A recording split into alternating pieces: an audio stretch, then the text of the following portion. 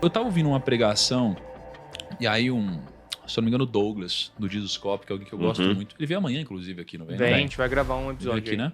E gosto muito dele. E aí ele mencionou Enoque, em determinado momento. Aí peraí. Enoque é um ascendente de Noé, não é? E aí eu fui abrir a Bíblia, e aí Enoque aparece naquele momento onde todo mundo pula a Bíblia. Que tem aquele momento onde você começa a ter a genealogia. A parte mais chata de ler. Cara, e aí você começa a ver qual é o sentido desse negócio. Então, quando você pega Jesus, para até alinhar Jesus, você vê, eu não sei quem que morreu com tantos anos, teve um filho, morreu com não sei quantos anos, teve um filho, não sei quanto. Só, cara, o que eu tô lendo aqui? Qual é o sentido disso? Nenhum. Só que Enoque tem uma coisinha diferente que tá escrita, né? E aí eu comecei a ver e falei, beleza, então diz que Enoque, ele teve com 65 anos um filho.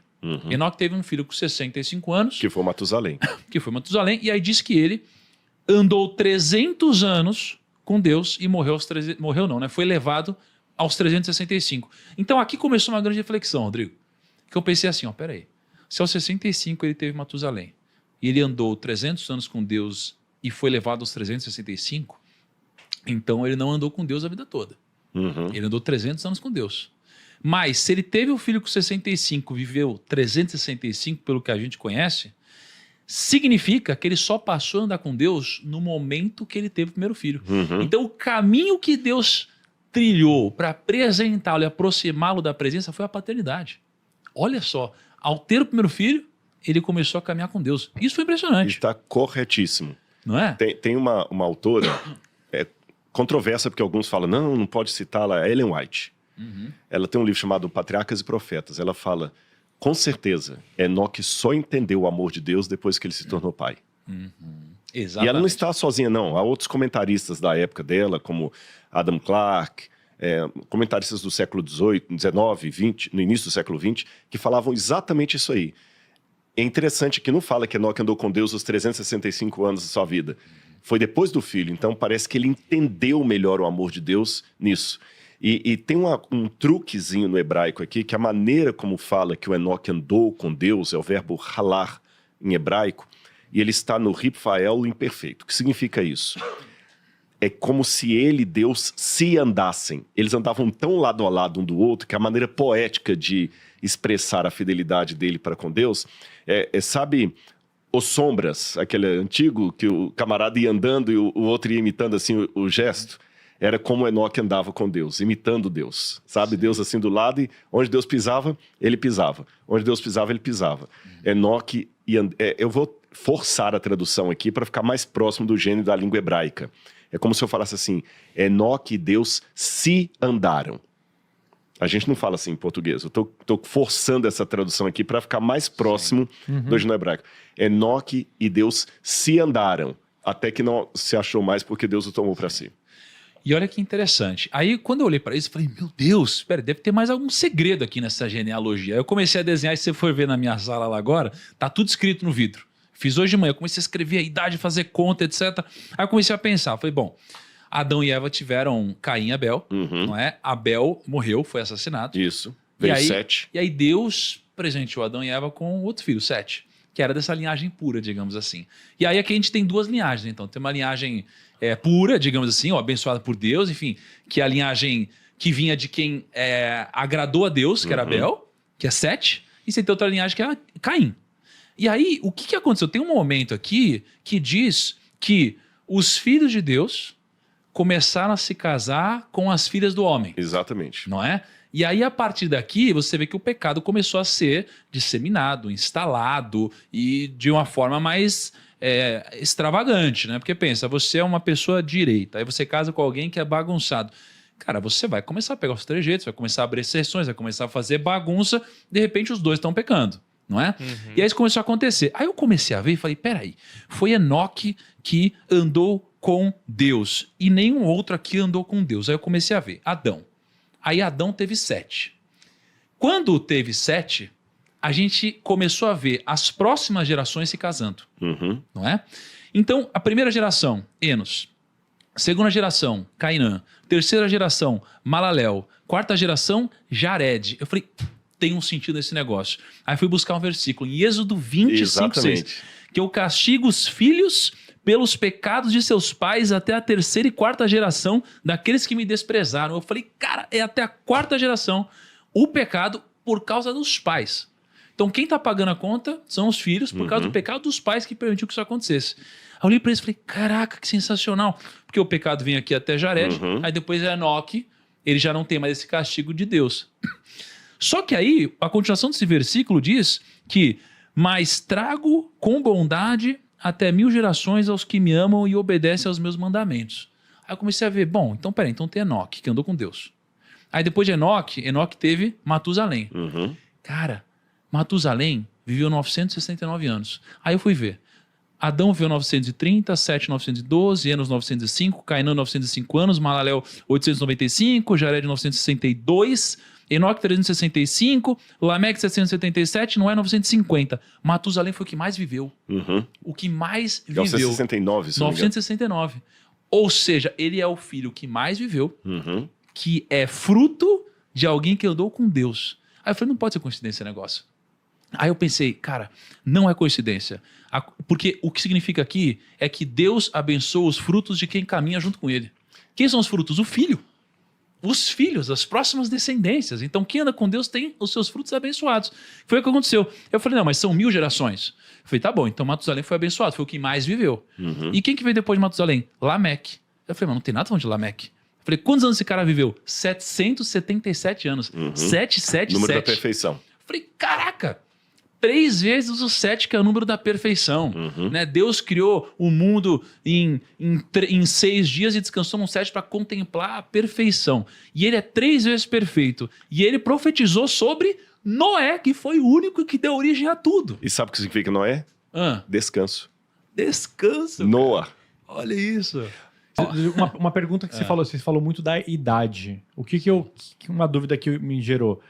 Todo mundo naquela época tinha essas idades ou era uma coisa muito especial de uma correlação direta com...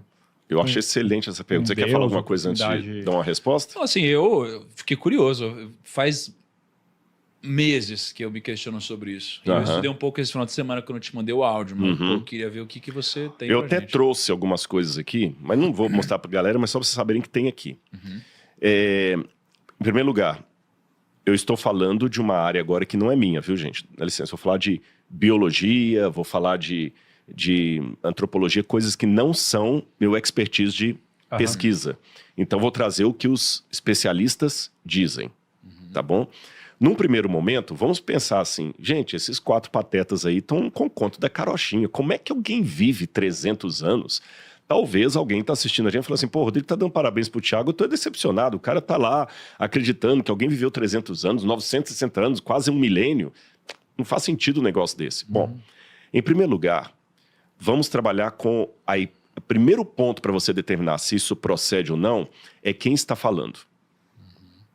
Quem está falando. Por exemplo, se eu for um médico renomado de São Paulo, e ele falar assim, Rodrigo, para essa questão aqui, você tem isso e tem que fazer esse tratamento. Por que eu acredito? Porque ele é um médico que já demonstrou ter renome. Se eu for conversar talvez com outro médico, com outro, eu falo assim, não, bobagem, você não tem isso. Eu, Rodrigo, não tenho argumento para refutar o outro, que eu não sou da área médica. Mas eu estou acreditando que é aquilo por quê? Porque alguém que já demonstrou ter notoriedade, autoridade, fez aquela declaração. Isso vale para qualquer área da vida. Negócios. Eu sei que o PrimoCast tem um setor aqui que vocês gerenciam até os investimentos de pessoas. Eu, Rodrigo, não entendo bolufas de investimento. Às vezes eu fico vendo os cortes de vocês lá, a Laura acompanha e tal. Olha, você investe aqui, olha, você tem que investir aqui em mercado assim, um pouco em dólar. Agora não é hora de investir em dólar. Olha, eu não investiria agora em mercado imobiliário. Não é o momento. Eu não entendo bolufas. Mas como eu acredito na competência do PrimoCast, eu vou fazer aquilo ali. E se alguém falar assim, não, isso é bobagem, às vezes eu não tenho nem como refutar. Mas eu continuo acreditando porque alguém que conhece mais do que eu falou. Então, a primeira pergunta que eu tenho que fazer antes de ridicularizar a Bíblia é perguntar, esse livro tem autoridade? A história desse livro mostrou que ele sabe o que está falando? Aí daria um podcast todo só sobre isso. que a Bíblia é um livro que tem autoridade. Não vou dar as razões aqui, mas posso afirmar que tem. A partir da história, da teologia, da filosofia, da arqueologia, é um livro que tem autoridade. Bom, se ela tem autoridade, então eu vou compará-la ao médico de São Paulo, famoso, ou os especialistas em investimento do Grupo Primo. Sim. Já demonstraram que tem notoriedade. E às vezes vocês vão me dar um conselho financeiro que não faz o menor sentido. E se alguém perguntar assim, Rodrigo, por que? Não sei. Sabe, eu conversei lá, o Grupo Primo falaram que eu tenho que tirar o dinheiro dessa aplicação aqui e colocar na outra. A Bíblia deu essa afirmação. Então eu posso trabalhar com hipóteses. Quando você vai conversar com pessoas, quer sejam elas da área bíblica, quer sejam elas crentes ou não crentes, da área científica, eles levantam algumas hipóteses interessantes. Lembrando, o que eu vou falar daqui para diante não é fruto da minha pesquisa, porque não é meu expertise. Tá. Alguns vão falar que isso que eu vou dizer aqui é besteira, outros vão falar que não, mas tem artigo indexado sobre o que eu vou dizer. Em primeiro lugar, muitos pensam que no passado os seres humanos e os seres que viviam na Terra, estou falando em linguagem evolucionista aqui, nem Bíblia, talvez vivessem muito mais do que nós. Por quê? Por exemplo, a questão da vitamina. Eu tenho artigos aqui, inclusive eu baixei alguns artigos aqui, se alguém quiser, depois eu posso te mandar artigos indexados. Há uma polêmica sobre a vitamina, se a vitamina C prolonga mesmo a vida ou não prolonga. Independente da polêmica, enquanto possibilidade, olha o que alguns descobriram. Os ancestrais humanos sintetizavam a vitamina C dentro de si. E hoje não sintetizamos mais. Nós precisamos da vitamina C através dos alimentos. Mas, se os nossos antepassados sintetizavam vitamina C, o que isso poderia gerar? Alguns artigos acadêmicos levantam a hipótese de que eles poderiam ter uma vida muito mais ampla do que a atual, porque eles sintetizavam a vitamina C dentro deles. Como, por exemplo, o papagaio. Que sintetiza, eles fizeram também com alguns tipos de vermes que sintetizam, outros eles provocaram em laboratório a síntese. Eu estou fazendo um resumo de uns 10 artigos que eu li de ontem para hoje. E perceberam que aqueles vermes, por exemplo, depois da modificação genética, sintetizando a vitamina C, coisas assim, eles passaram a viver 4, 5, 6 vezes maior do que os que não sintetizavam. Há artigos também, eu tenho que ser honestos, que dizem que as conclusões da vitamina C com a longevidade não são tão eficazes, mas há realmente uma hipótese, uma suspeita, que os nossos ancestrais sintetizavam vitamina C e poderiam multiplicar o período da infância por um valor exponencial muito maior do que nós temos. Por exemplo, um papagaio vive em torno de 80 anos. Você tem que comparar a longevidade do papagaio com a nossa, sim. Esses 80 anos do papagaio equivalem a quantas vezes a infância dele? Quando é que o papagaio deixa de ser filhote para virar adulto? Quanto tempo demora? Aí, quando você fala, demora X. Ok, se ele vive 80 anos equivale a quantas vezes a infância dele? Entenderam? Então, eles também fizeram esse cálculo com o ser humano e falaram, peraí, se nós continuássemos sintetizando a nossa vitamina C, a nossa maioridade seria X vezes a nossa infância. Então, nós poderíamos viver muito mais de 100 anos. Muito mais de 100 anos. Outro estudo que foi feito, inclusive, pela Universidade de Tel Aviv, mostra indícios que o clima da Terra no passado, antes do período, lá no passado, período Cretáceo, alguma coisa assim, era um tipo de temperatura de atmosfera bem diferente. O oxigênio era diferente. Isso eu acredito totalmente. E eles fizeram projeção. Se fosse... Você sabe que nós envelhecemos e morremos por causa da oxidação. E se nós estivéssemos naquele clima? Talvez nós viveríamos muito mais. Um terceiro e último exemplo que eu vou dar aqui. Os paquidermes que havia, dinossauros. Alguns especializados em dinossauros dizem que o bicho ele não nasce grandão. Às vezes o ovo dele é pequeno. Mas para ele atingir uma estatura aí de 4, 5 metros de altura, ele teria que ter uma longevidade muito grande. Baseado em quê? Aí eles pegam no tipo de clima que havia na Terra, no tipo de atmosfera, no tipo de síntese das vitaminas proteicas e tudo mais. Aí a pergunta é, por que hoje então não nascem mais dinossauros, depois que explodiu lá, que caiu o meteoro, né, e destruiu os dinossauros, por que não mais? E eles dizem, porque o clima da Terra mudou.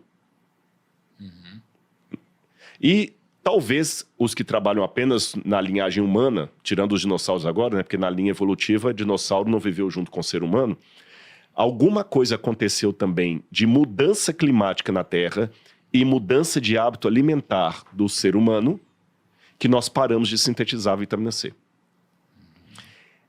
E essas coisas que eu estou colocando são hipotéticas, mas são elementos que apontam para a possibilidade dos ancestrais humanos terem tido uma longevidade muito superior aos números presentes. Perfeito. Não é uma resposta absoluta, Sim. é uma possibilidade. Que encaixa, ainda que enquanto possibilidade, com o relato bíblico. Porque nós tivemos duas coisas realmente que a Bíblia fala que aconteceram dos pré-diluvianos para cá. 3, na verdade. Letra A. Houve uma mudança climática na Terra, causada pelo dilúvio global. O dilúvio realmente foi uma catástrofe que mudou o clima da Terra. Letra B. Os hábitos alimentares do ser humano mudaram. Nós vamos falar disso daqui a pouquinho. Antes o ser humano era vegetariano. Depois do dilúvio que Noé passou a comer carne. O regime cárneo ou carnívoro para seres humanos, só depois do dilúvio. Antes disso não havia. Então houve uma mudança de alimentação. Mudança climática e mudança de alimentação. Eu não sabia, eu pensei que o Adão metia a machadada nos bichinhos todos e Plantinhas. Como os artigos apontam, mudança climática e de hábito alimentar. E terceiro elemento, até esqueci qual que era. Bom, lembrei de 2 aqui. Houve essas mudanças, então apontam para a possibilidade de que no passado nossos ancestrais... lembrei o terceiro. Depois do dilúvio, você nota que a expectativa de vida dos seres humanos começa a diminuir. Existe uma curva de estudo nisso aí. Você vê, Noé já viveu menos do que Matusalém, do que esse pessoal todo. Depois, Cão, Sem, Jafé vão vivendo menos, Noé menos. Depois, Moisés já vai diminuindo. E tem uma curva que eles calculam que faz todo sentido com essa mudança climática na Terra. Então, aí o último elemento que eu queria colocar... Não somente a Bíblia, mas se você pegar todos os épicos sumerianos que falam dos que viveram antes do dilúvio, também apresentam idades astronômicas que depois caem para idades próximas das que temos hoje.